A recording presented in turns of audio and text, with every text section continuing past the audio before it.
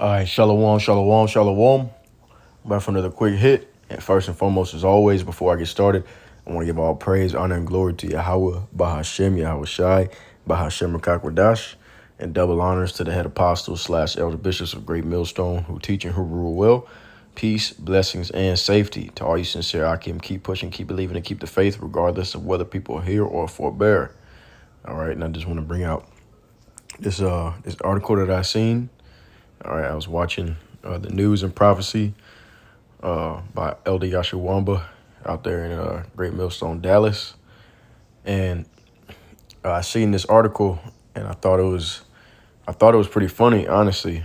But the first thing I thought to myself was reading the title. It says 79% of young Americans believe that quote unquote white people are evil and should be punished. And the first thing that I thought to myself is the Most High thinks so as well. The Most High thinks so too. That's the first thing I thought. So I'm going to read the article and I'm going to make some commentary and bring out some scriptures. Lord willing, is edifying to the elect. So let's go ahead and jump right into it. All right, it says, I'm going to read the title again. 79% of young Americans believe, quote unquote, white people are evil and should be punished. A new poll reveals that 79% of Americans between the age of 18 and 24 believe white people are evil and should suffer some form of punishment. All right. It says, this is a Twitter post, looks like. It says a shock. So this comes as a shock to them. It's from journalist Christopher Rufo, reported on the disturbing findings on X. All right, yeah, X is Twitter. They changed the name.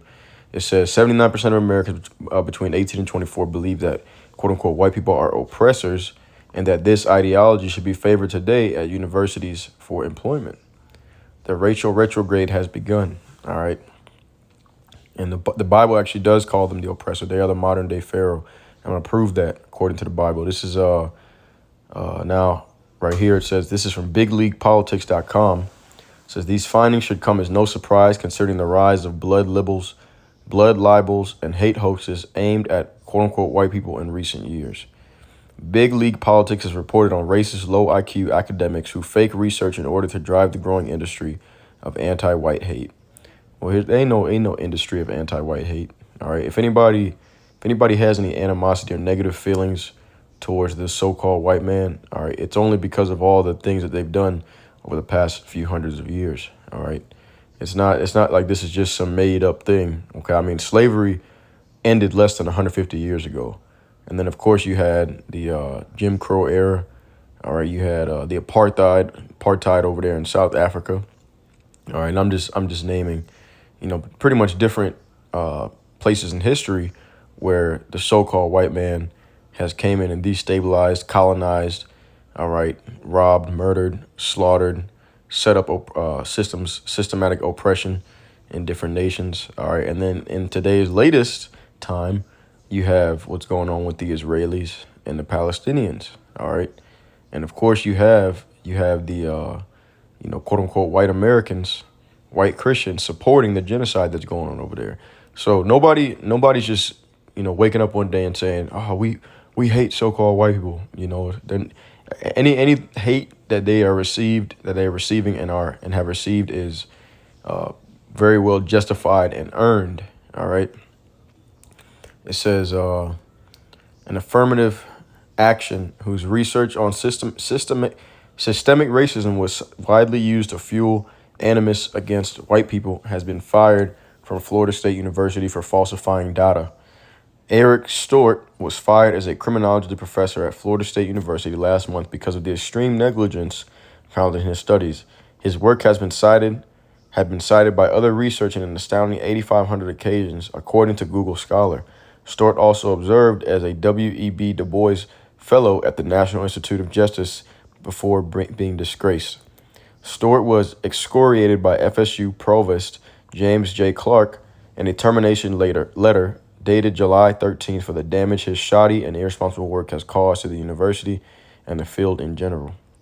All right, so they're discrediting this person. I don't know who this person is, but okay, Anyways, they're saying that he's the cause of this. All right.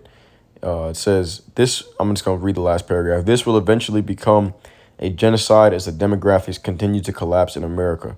Multiculturalism is a death sentence for the United States, with something like South Africa or worse in the country's future. All right. And actually, this place is going to end up way worse in South Africa. But anyways, I'm going to scroll back up to this Twitter post. It says 79% of Americans between 18 and 24 believe that, quote unquote, white people are oppressors and that this ideology should be favored today at universities for employment. All right. So I'm going to prove, according to the Bible, all right, that the so-called white man is actually called an oppressor. All right. In the Bible, it's Isaiah chapter 19. And let's see. Okay. The children of Israel are going to be crying out because of the hand of their oppressor, as it says in this prophecy here. Let me find it. It's Isaiah chapter 19, and let's see. All right. Yep. Isaiah chapter 19 and verse 19. It says, "In that day there shall be an altar to the Lord in the midst of the land of Egypt." All right. In Egypt, it's not talking about actual Egypt. It's talking about spiritual Egypt. All right. And the ones who run spiritual Egypt is Esau Edom. Okay. The so-called white man. I'm going to prove that using another chapter. It says, "And a pillar at the border thereof to the Lord. And it shall be for a sign and for a witness unto the Lord of hosts in the land of Egypt, for they shall cry unto the Lord because of the oppressors. And he shall send them a savior and a great one, and he shall deliver them." All right. So this is a prophecy. Okay. And we know it's a future prophecy because at the beginning of the chapter, verse 1, it tells you, "The burden of Egypt, behold, the Lord rideth upon a swift cloud, and shall come into Egypt, and the idols of Egypt shall be moved at his presence, and the heart of Egypt shall be Shalaki. The heart of Egypt shall melt in the midst of it." All right. So here we see that obviously this is speaking of the second coming of the Lord, of Yahweh Shai, who the world ignorantly calls Jesus. Okay. So that's verse 1. Going back down to verse 20.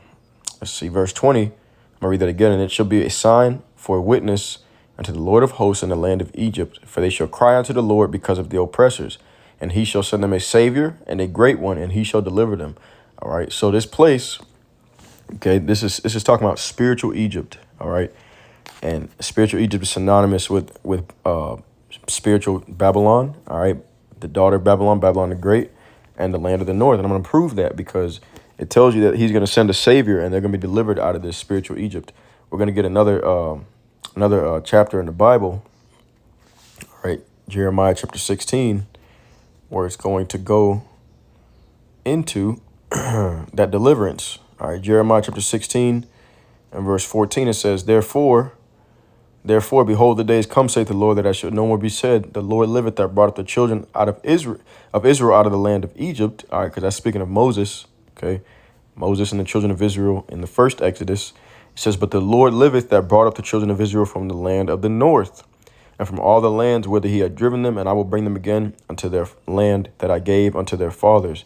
All right, so the land of the north, okay, is where the children of Israel are now, which is also spiritual Egypt.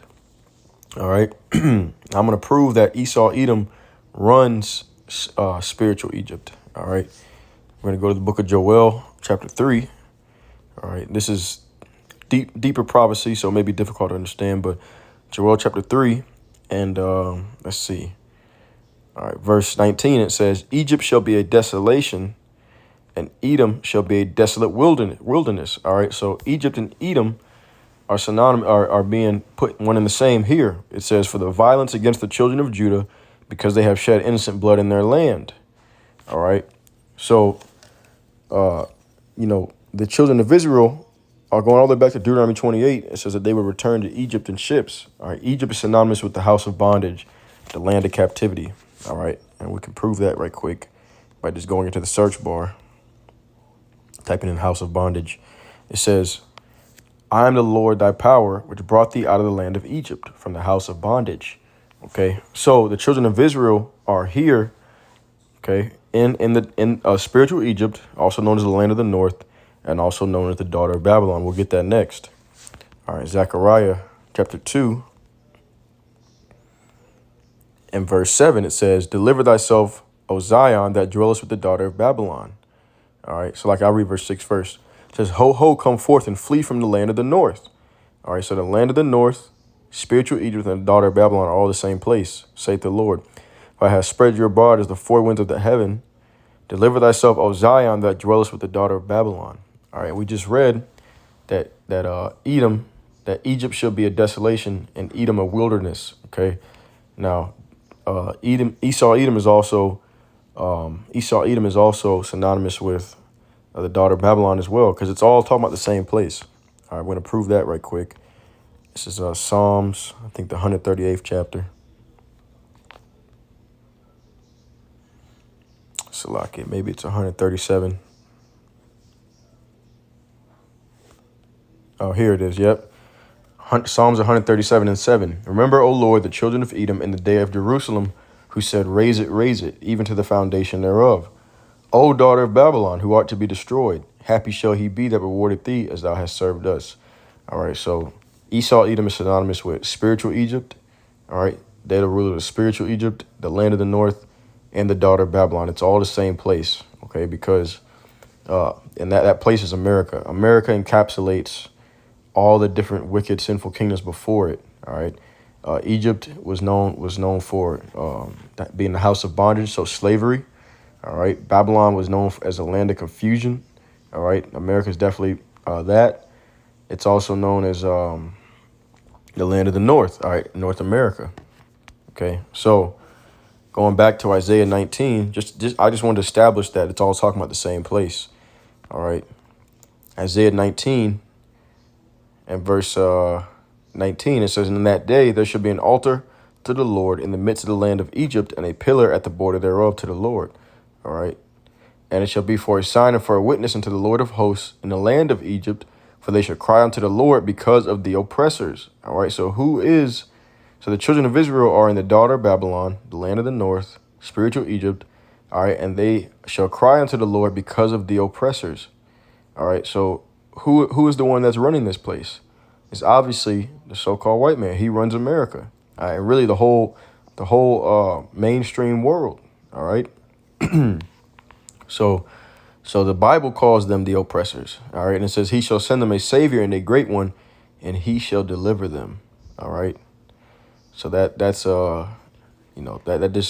goes to show you once again that they are considered the oppressors. So now I'm going to show you in the scriptures. It also goes into different prophecies of the wicked and how they would be. All right, let's go to Micah chapter 2. Okay, and once again, as I said before, if anybody so-called hates white people, all right, quote unquote white people, it's not because they just woke up one day and say, well, we hate white people because they're white. All right, it's because of the murder, the bloodshed, all the wickedness they have committed upon the face of the earth. All right, let's get this. Micah chapter 2 and verse 1. Woe to them that devise iniquity and work evil upon their beds. When the morning is light, they practice it because it is in the power of their hand. All right. So I just want to make sure I had it zoomed out. Verse 2, and it says, and they covet fields and take them by violence, and houses and take them away. So they oppress a man and his house, even a man and his heritage. All right, listen, let's get that again. All right. They covet fields and take them by violence. So they desire land that's not theirs. Covet means to desire something that's not yours. Okay, unlawfully, unjustly. And they take them by violence. All right, did they not steal all of America from the so-called Native Americans? It says, and houses and take them away. So they oppress a man and his house, even a man and his heritage.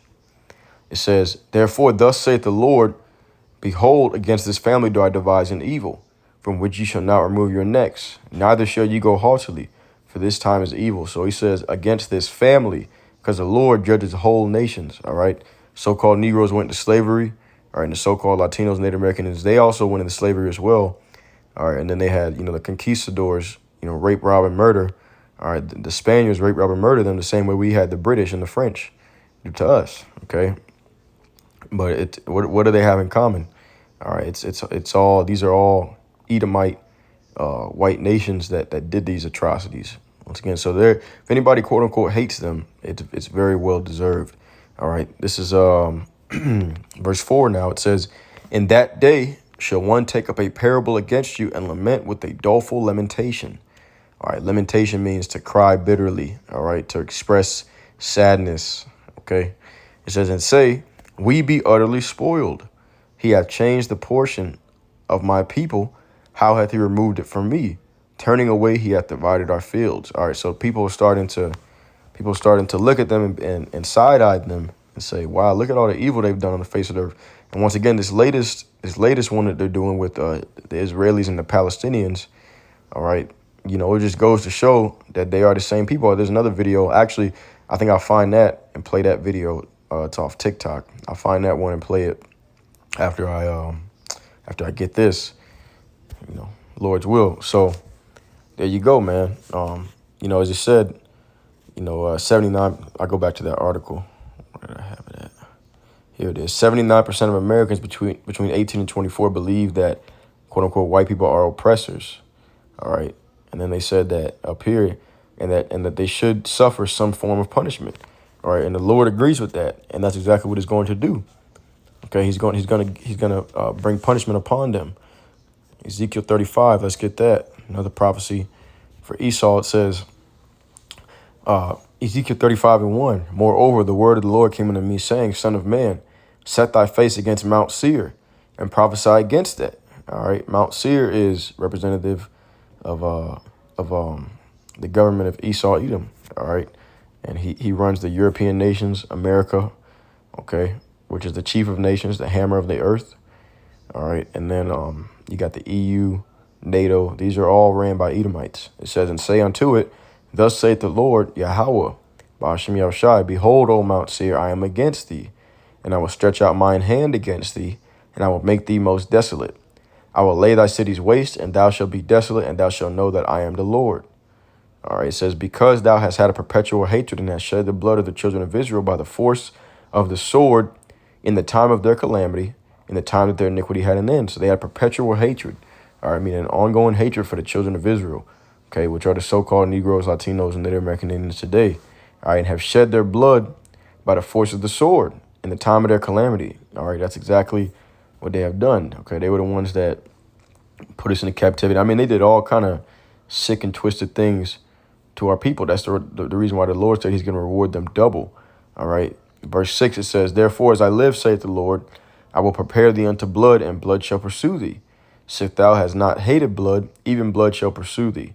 Thus will I make Mount Seir most desolate, and cut off from it him that passeth out, and him that returneth. And I will fill his mountains, meaning his governments, with his slain men. And in thy hills and in thy valleys and all thy rivers shalt they fall that are slain with the sword. Okay, so this is exactly what what the Lord has planned for the wicked. So he agrees that they should be subject to some type of punishment. All right, this is Malachi chapter 1.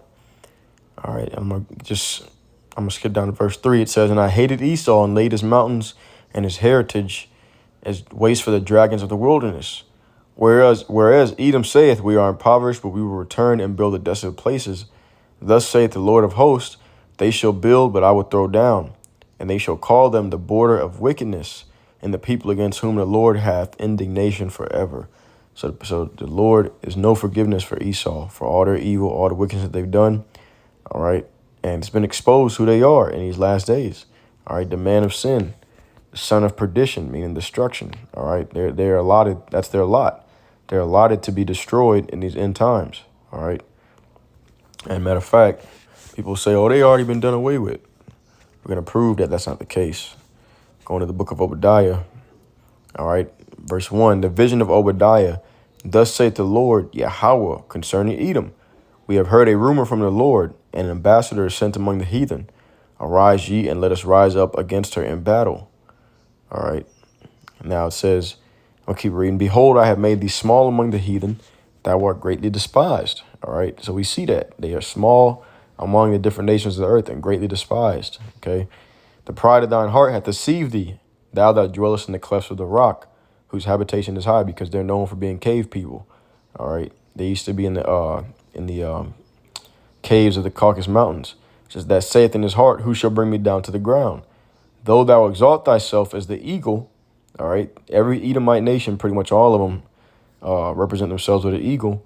And though thou set thy nest among the stars, thence will I bring thee down, saith the Lord. All right. Now, see, I'm gonna read. Let's see. I want to prove that this is end time prophecy. All right, verse 15. It says, "For the day of the Lord is near upon all the heathen. As thou hast done, it shall be done unto thee. Thy reward shall return upon thine own head." All right, this obviously has not happened yet. Okay. So, and just to prove that, verse 16 and 17, it says, "For as ye have drunk upon my holy mountain, so shall all the heathen drink continually. Yea, they shall drink, and they shall swallow down, and they shall be as though they had not been. But upon Mount Zion shall be deliverance, and there shall be holiness, and the house of Jacob shall possess their possessions." So that obviously has not happened yet. All right. The children of Israel have not been delivered yet. All 12 tribes are not in their land. All right. The Savior is not there. King David is not there. These are all prophecies that are said to happen when the children of Israel have been delivered. All right. Which once again has not happened yet. Which that's a whole nother video. But this is how it's going to go down. It says, I'm going to skip down to verse 21. "And Savior shall come up on Mount Zion to judge the mount of Esau, and the kingdom shall be the Lord's." So that's how you know this is future prophecy. It has not happened yet. All right. Now, we're going to see what's going to happen to the, once again, it says 79% of young Americans believe that quote unquote white people should be subject to some sort of punishment. All right. Once again, so does the Lord. It's Obadiah 1 and 8. It says, "Shall I not in that day, saith the Lord, even destroy the wise men out of Edom, and understanding out of the mount of Esau? And thy mighty men, O Teman, shall be dismayed, to the end that every one of the mount of Esau shall be cut off by slaughter. For thy violence against thy brother Jacob, shame shall cover thee, and thou shalt be cut off forever." All right. So that's their end. Okay. They're going to be cut off by the sword. Let's get that in Isaiah chapter 14. Or once again, remember the king of Babylon. All right. The daughter of Babylon, Esau, Edom, is synonymous with spiritual Egypt, the land of the north, the daughter of Babylon. All right. Here we are. We're going to read a little bit into that. Okay. I'm going to start at verse 1. Isaiah 14 and 1. "For the Lord will have mercy on Jacob, and will yet choose Israel, and set them in their own land. And the strangers shall be joined with them, and they shall cleave to the house of Jacob. And the people shall take them and bring them to their place. And the house of Israel shall possess them in the land of the Lord for servants and handmaids. And they shall take them captives, whose captives they were, and they shall rule over their oppressors." Okay, that's exactly what it is. Okay, we're gonna rule over Esau, Edom. Okay, we're gonna rule over our oppressors. That's part of their punishment. All right, and then we're gonna keep reading to see what the end of that is gonna be, which we already read in Obadiah, but we'll get it here too. All right, verse 4, it says, "Thou shalt take up this proverb against the king of Babylon, and say, How hath the oppressor ceased? The golden city ceased." Okay, so once again, they're synonymous with the oppressor. It says, "The Lord hath broken the staff of the wicked and the scepter of the rulers.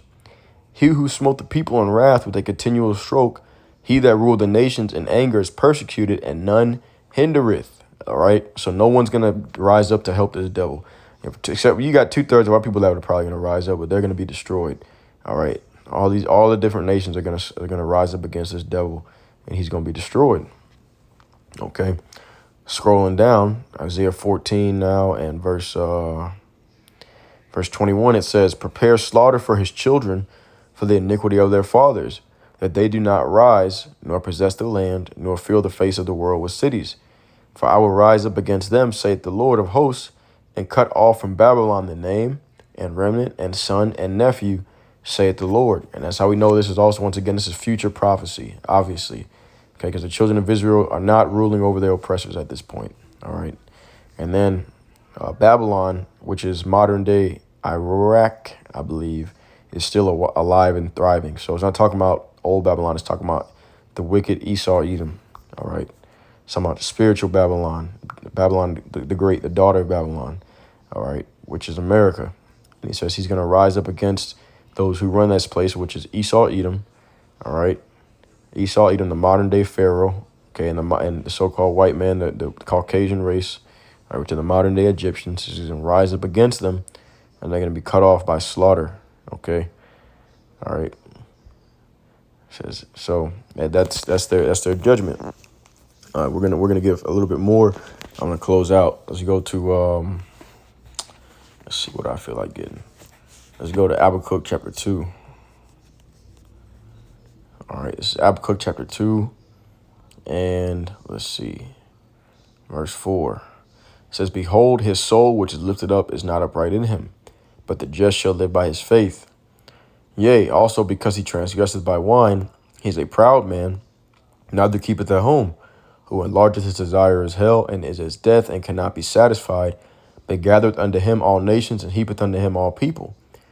Shall not all these take up a parable against him, and a taunting proverb against him, and say, woe to him that increaseth that which is not his, and to him that ladeth himself with thick clay.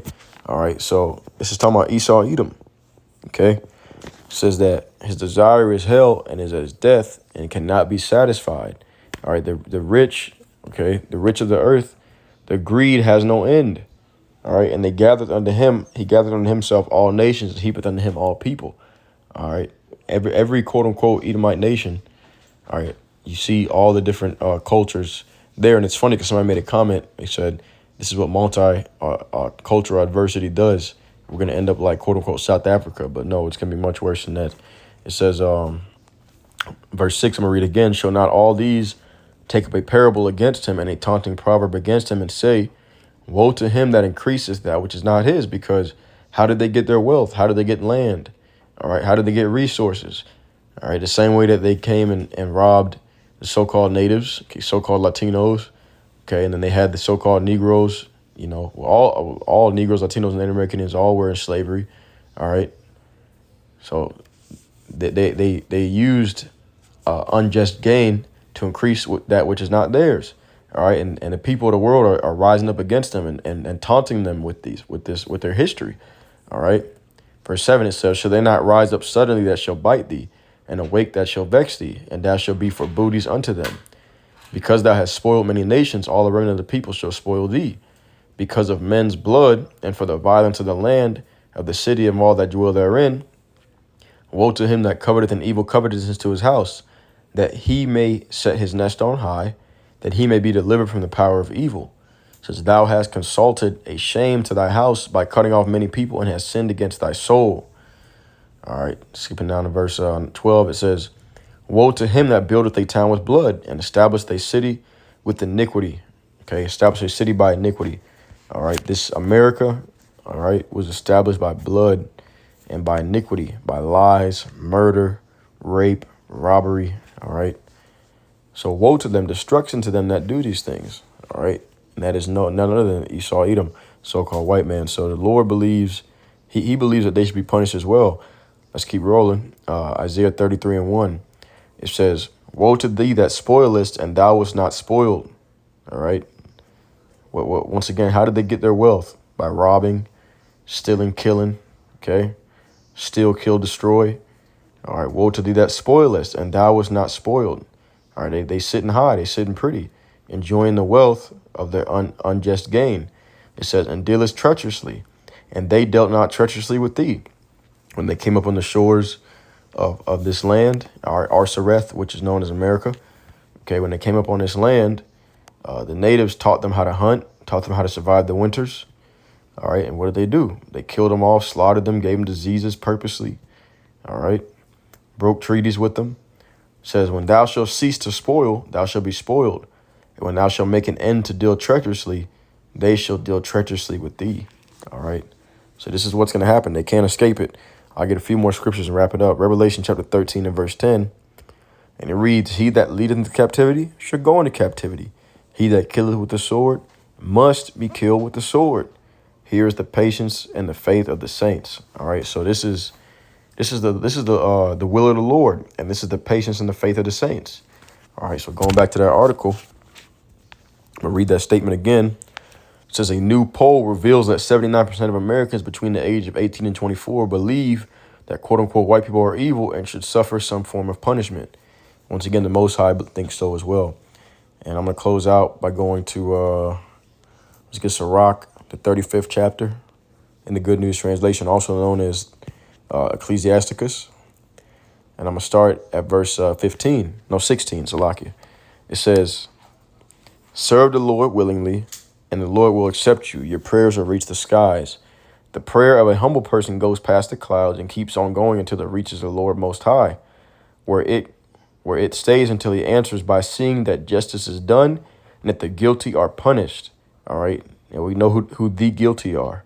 Verse 18, it says, and the Lord will act quickly. He will show no patience with wicked people.